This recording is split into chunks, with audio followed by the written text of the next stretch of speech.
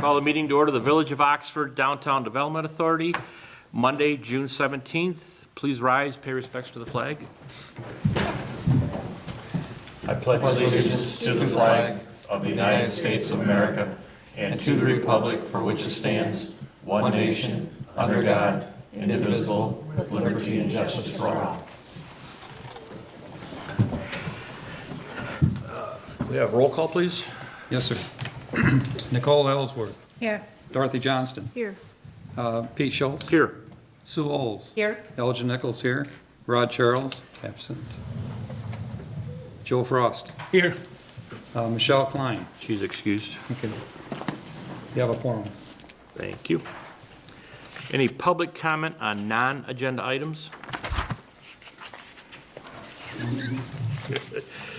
Seeing none, consent agenda.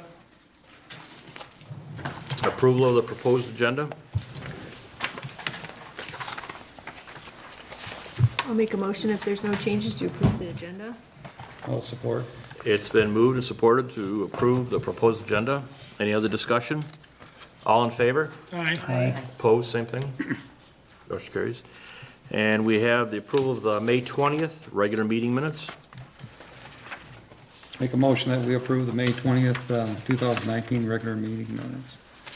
I'll second that. It's been moved and supported to approve the minutes. Any other discussion, corrections or anything? All in favor? Aye. Opposed, same thing. Reports.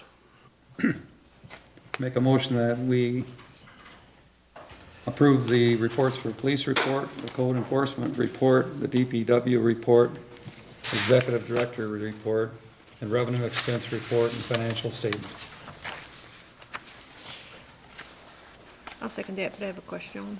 It's been moved, support, question? Glenn, so the report from the DPW, is that kind of going with the updated request that we had in our last meeting with you? What's listed here, is that in line with DDA specific, or is that just kind of a general? It's village-wide. Okay, That's the same report they give to village council. okay, Yep. thank you. Any other discussion? All in favor? Aye. Aye. Opposed, same thing. Payment of the bills. Mr. Chair, I move to approve payment of the bills in the amount of $26,450. Support. It's been moved, supported. Any discussion? Roll call, please. Nicole Ellsworth. Yes. Dorothy Johnston. Yes. Pete Schultz. Yes. Sue Oles. Yes. Elgin Nichols, yes. Rod Charles absent. Joe Frost. Yes. Michelle Klein. It's excused. Okay. Unfinished old business, the M24 update. As I said last month, we're going to have this on as a monthly agenda item so that we can communicate everything that we need to communicate both to you and the populace at large. New updates, they've pushed back the design review meeting by another month, so we're now having our final design meeting in July, and we'll be letting the CDs and the contracts in December and January. So we're still on pace, we'll still be fine. It's just they're changing the deadlines to meet some of the extraneous design conditions, not part of our streetscape, but part of the overall project. Glenn, do you have a date on that in July? I do not have that at this moment. I know they updated it today on their internal network, and I'm waiting for project manager to get back to me on when that meeting is going to be. Did you get an email today from them? They had basically nothing in the email, no content? It was an updated link to their internal network for the project status. Okay, I was gonna say, because there was nothing there, so. Yes, I got that email. Everybody who's been involved in the project list for MDOT should have received that email, Okay, but it doesn't give anybody outside of their network access to the documents. okay.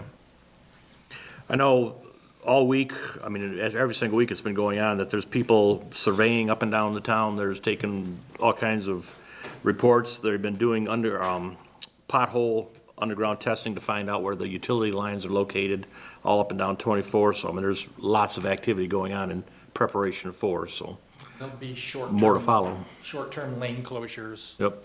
All through the corridor. They're attempting to find where all of the utilities are because we don't have an as-built record for some of them. So they'll be doing core samples all the way through, from Drainer Road up to Harriet. Okay. Oh, and the frequently asked questions is up on our website now. So Okay. if you have more questions, I'll continue to expand that. but- Good. Any other questions? All right. Moving on, new business. The farmer's market. I'm going to say about three things and kick it over to Joe, because this came out of village council, that this would be on our agenda for tonight. So there is interest in having a farmer's market again here in Oxford.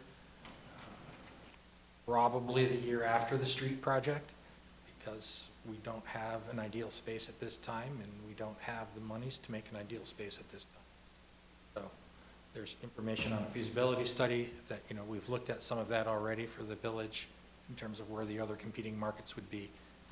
Most of them are at least 20 minutes away, so it's a logical place to have one, but we just don't have the space to have one at this time that wouldn't cause problems. I know that there's a presentation to the council, and I'll let Joe talk about that as well. Sure. It came to us a couple of meetings ago, sort of informally as public comment. A young man, elementary school student named Max, I don't remember his last name, came before council and just posed the basic question, why don't we have a farmer's market in our town? And we said, that's a good idea. Let's bring it back to our regular agenda. And at the regular agenda, we discussed it. We see that there's a need. We see that there's a want to have it. And we decided to send it this way, because if a farmer's market is developed, then it makes sense to have it in the downtown. Another council member did say that she had talked to perhaps Parks and Rec, or Parks and Rec is considering a farmer's market at Seymour Lake, and I don't have any of the details on that. But I'd still prefer that if one is going to happen in the community, it makes sense to have it in the downtown, because it will benefit all the businesses. There was some discussion on why would you have it downtown? Isn't it competing, with other businesses? And I guess my argument there is that produce, there's no vendors downtown who are currently selling produce. There are some craft type places that are around. Most of the retailers are closed by 6 p.m. anyways. So if you had a farmer's market sort of in conjunction with concerts in the park, say, that wouldn't necessarily compete with any of the retail that we have downtown. There was a farmer's market a few years ago that was its own group doing their own thing, and they were meeting with the concerts in the park. And so I think that could be a natural location. Of course, the concerts are the concerts, and this could be its own standalone thing, and maybe we look at what days of the week other markets are around the county and kind of pick a day that way. And I understand Glenn's concerns with it not having enough space. I think the village could close off some parking areas. I know people always get furious about parking, but initially it could potentially take up 5 or 6 spaces, or 2 or 3 spaces, and are we at a huge loss if we close off 2 or 3 spaces to develop a farmer's market? One thing I talked to Glenn about too is perhaps that farmer's market could even happen right here at this L-shape parking space here on the village ground. There's this huge parking lot. Most of the time it looks just the way it does right now, fairly empty. So maybe we can take a look at some of those. So I guess my biggest thing is let's maybe send this to the promotions committee for discussion and for review, and maybe bring it back at a later date. I think, I understand that M24 is coming, and there's a lot of things we don't want to do because of M24, but there's a lot of things we could and should do for M24 too. Mm-hmm. The more events and promotions and things that we have around the downtown during that construction, it will. It's not ideal to have a farmer's market. It'd been ideal to have a farmer's market going for 10 years and it's rocking and rolling before this, but it is what it is. So I don't think it's a disadvantage necessarily to start it, because it just gives one more draw to bring people into the downtown. So that's my 2 cents anyways. Elgin? Excuse me, fortunately, I was on the village council at the time that it was worked out as far as details for the other farmers market that we had here. They were under contract. We had a number of large issues involved with that. We need to establish a time in which they could operate and have independent dates that they could operate. The biggest problem we had was with the merchandisers downtown, that they were competing with a lot of the merchandisers, and they didn't like that at all, and had the greatest protest. What I would recommend, and would have solved the issue, is sticking strictly to produce. Now, there would be an issue with produce, because here in Michigan, we don't usually produce it until later, in the summer. So there wouldn't be a lot of food substance to be sold, probably prior to August or September. The other thing, a couple of issues that came up was they were using waste containers that are usually used by merchants downtown, and they were filling those up, posing a problem there. There's a lot of other issues that came about too. Now, to address your subject with the Seymour Lake, thinking about having a farmer's market there, Ron Davis is very serious about doing that. In conversation with him, he doesn't think he can do it this year, but he's going to do it as soon as he can expedite it, perhaps next year. Now, don't quote me on that. You need to sit down, you need to talk to Ron, but they're very serious. And Do we know if they'd be willing to do it, if they'd be willing to be the host agency on it, but do it in the downtown? I was going to suggest that as a possibility. There'd have to be something in it for them. And I think his idea is attract people, from outside the area that would buy the produce. And I don't believe they would be selling trinkets or anything along that line. I mean, he's looking strictly, I think, for food and local producers. The contract that we had a few years ago, another issue we had is they wouldn't always show up to open when they were supposed to open.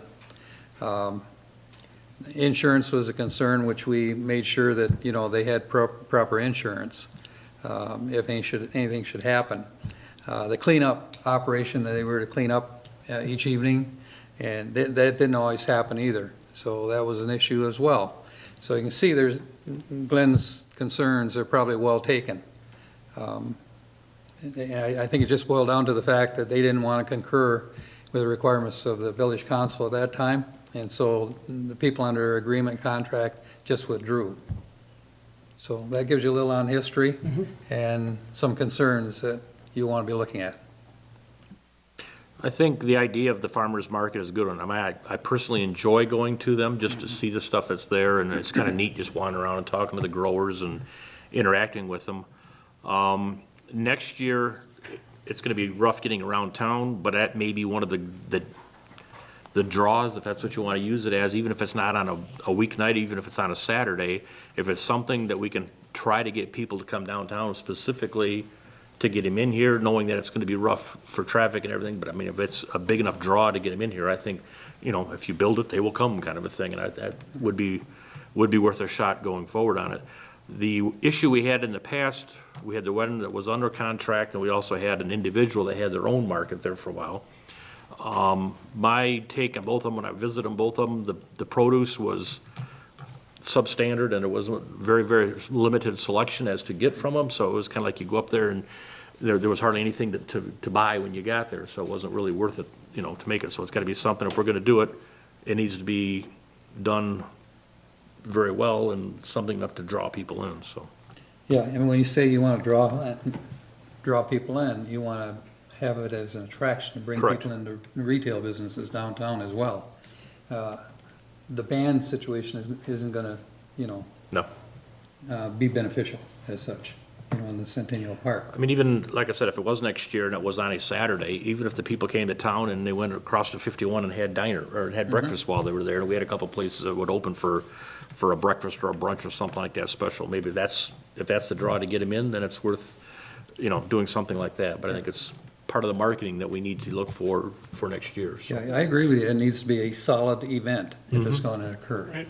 And then you're looking at marketing that particular facet for the village as well. I think Joe's idea is good to put it onto the promotions committee. I think that's worth go with that avenue, so. Have them explore it, come back to us before we make any further decisions. Would you like a motion for that, or?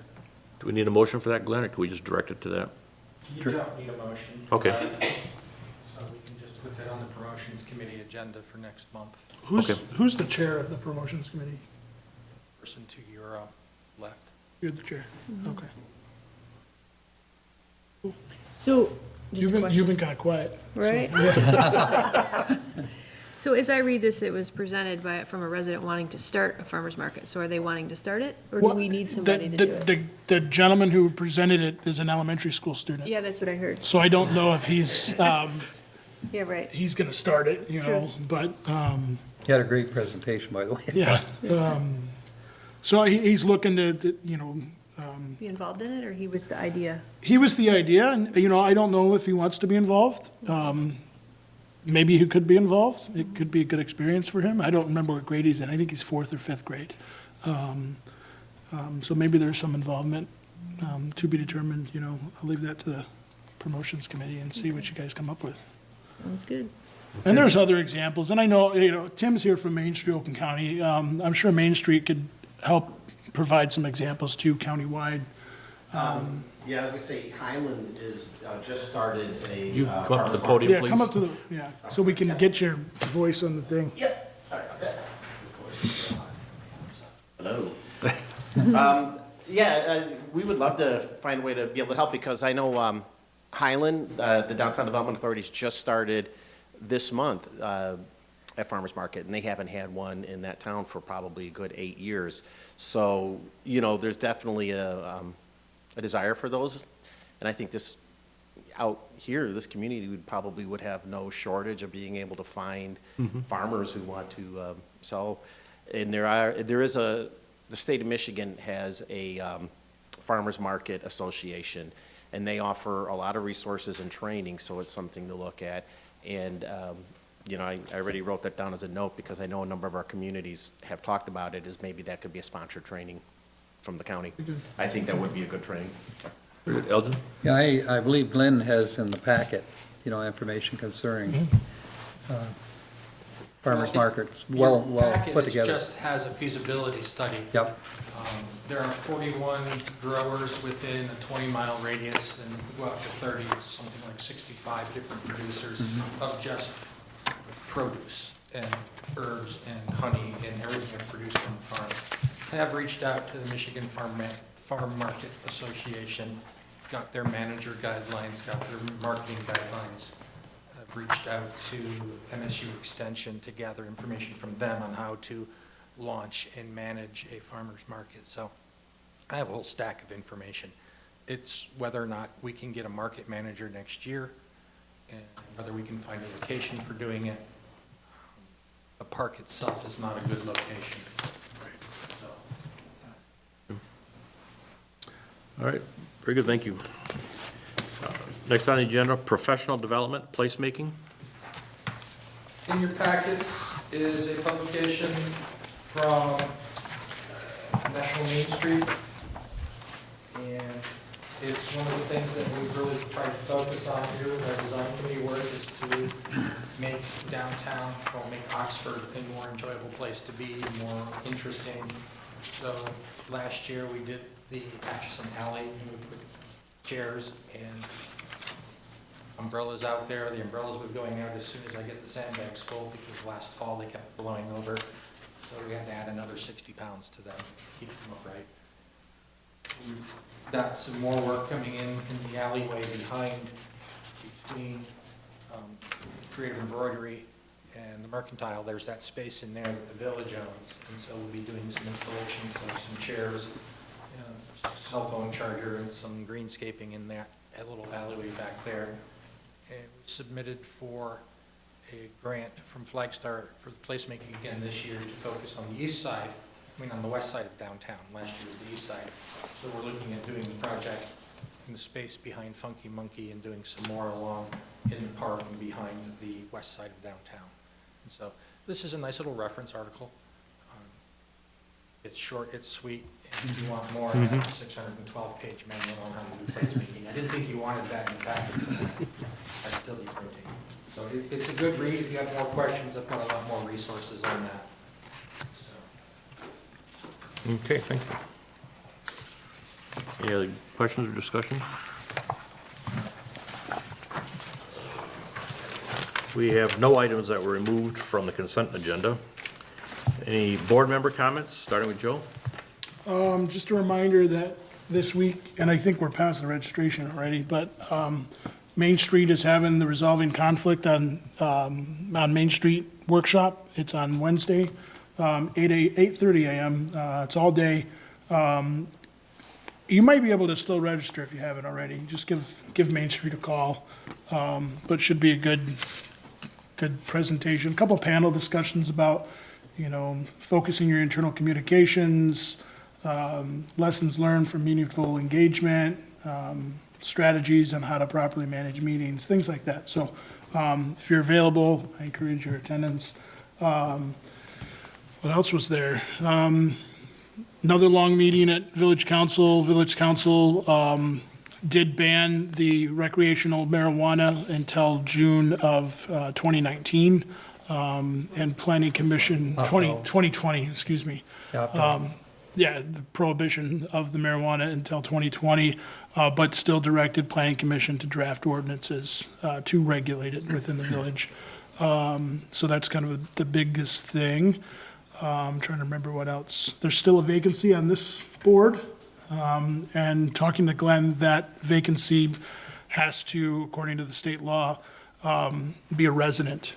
So if you know of any residents of the DDA district, let me know, let Glenn know. I'd like to get that seat filled as soon as we can. That would be Susan Scher's vacant seat. Other than that, I think that's pretty much it. Dorothy? I don't have any. Elge? I have a couple of questions if I could. Sure. Either Joe or Glenn. What is the situation on Dave Weckel's property over there? That's a good question. Easement was drafted last week for the footings. Waiting on follow-up to that by the end of this week. Cool. Okay, now the first thing, I understand the agreement with him was to do a parking lot, right? The parking lot is part of that PUD agreement. It's one of the phased I was portions. looking at places, where maybe the farmer's market could be, that may be a consideration, that he wouldn't have his building built. But if the parking was in, maybe a consideration. I'll just pass that over to you or to the committee. The committee, that makes sense. And it would make sense, you have a regular thing on the west side of 24 with the concerts in the park. Maybe the farmer's market is a regular thing on the east side of 24. With that, I really don't have anything more. I just appreciate everything that Glenn put together in this packet. Very, very good reading. And that's it. Very good. Nicole? I also have had a lot of people interested in the farmer's market, so I look forward to that kind of taking off. I hear a lot at the diner about people wanting that downtown again, so I look forward to us getting busy with that. Thank you. Sue? No comment. Could I have a redo? Sure. Okay, the redo would be the question concerning the Lone Ranger parade and activity, or that brought a lot of people to our community, and apparently nobody picked up the gamut to run with it. Maybe that's something that your committee could look at as a possibility, see who could get involved in it. I think the chamber joined in helping line up the vehicles and everything in terms of the parade. But I'd hate to see that lost, because you're talking thousands of people coming into this community, and very fruitful and eventful. Maybe we put that on the board Yeah. meeting for next month for discussion. Our downtown TIF plan says that we're going to do Celebrate Oxford, and we haven't done Celebrate Oxford in some years because the Lone Ranger Festival sort of took the place of that. So with that, subsiding, going away, whatever the terminology you want to call it. Maybe it's time to revive Celebrate Oxford. And I will say, and I said this at the council meeting as well, there was a lot of social media posts out there that are blaming the village council for the loss of the Lone Ranger Festival. Last year, the council approved an application process for all events. An application to the Lone Ranger has never been received for this year. So the village council has not acted on the Lone Ranger because that application has never come to us. But with that being said, the village council's role is municipal government, not event planning. So if anybody feels that the village council has dropped the ball on the Lone Ranger Festival, I would say, well, that's because we're making sure we have garbage and water, et cetera, et cetera, et cetera. So it's this group that's the promotion and preservation and all that. So maybe it's this body that takes a look at that event. And I think it's good to take a look at all events, holistically and see what works and what doesn't work. But the fake news, if you want to call it that, on the social media is that the village council killed the Lone Ranger, and that's simply not true. I've seen that on the Facebook as well, and I know that you don't get involved in anything like that, but the DDA does. I really don't want to see all the effort that went into it in the past and the image that was generated go asunder. That's why I'd like to see maybe your group look at it and then bring back your ideas, to the DDA. Well, I think Joe's got a good point. Let's bring it to the board and have an agreement on, do we see that coming back, and then we can make that action step. Would that be the protocol for the step plan? The only problem is you have to be careful that they not anticipate that now the village council is taking this thing on. No, I think we put it on for next, It's not going to be on our agenda, it's not our event. Right. right. Okay. That's it. Okay, thank you. That's my redo. Thank you, everyone, for your input and effort coming forward on there. Again, everybody that I'm aware of that has been talking to it from the board here, I know the village council has been, the township board has been, but again, all of us, and the people that you talk to and everything, as many times as you can put it forth in front of the public to remind them about the construction project next year. I mean, it's, every time I talk at a meeting or whatever like that, you get half the people in the meeting that are sitting here with like deer in the headlights, and it's like, I didn't hear anything about it. So, I mean, it's gonna totally disrupt this entire community from one end of it to the other. And I mean the total community, I mean all 36 square miles is gonna be affected by it. So I think everybody needs to start planning for it next year and be ready for it, be aware of it. Funny thing is, tonight on the news, watching it, on the 5 o'clock news, there was an article on Channel 7 had on there on the different communities because of all the road construction that's going on all over the community across Oakland County. And every major city's got something going on, and people can't get downtown. They're talking about stores having issues and traffic, and, how's everybody gonna make it through the market? What are they gonna do? And the comments, the one lady from Ferndale was saying, the biggest thing that she did and recommends everybody is you've got to plan and plan and plan today to be ready so that when April 1st hits next year, you've got a plan in place on what you're going to do and how you're going to do about it. Sitting down on March 30th and putting a plan together is not going to work. It's too late at that point. So everybody needs to embrace it, be ready for it. I mean, it's going to be a new beginning for the whole entire community when the project is finished. But in the meantime, prepare for it and get ready to enjoy it while it's here, so. With that, is there any other extended public comment at this time? Well, just real quick, I was going to restate what Joe said about the workshop this Okay. Wednesday. So if anybody's interested in attending, and we are short notice, I know there's room available still. You can notify me. It might be the simplest, or we won't turn people away at the door. Okay. So it is a really good free training. If, besides you on the board, but if anybody else in the community is interested, I would promote it and share it. Very good. And with that, seeing none, motion to adjourn would be in line. So moved. It's been moved. Support. Support, all in favor? Aye. Opposed, same thing. Thank you, everyone.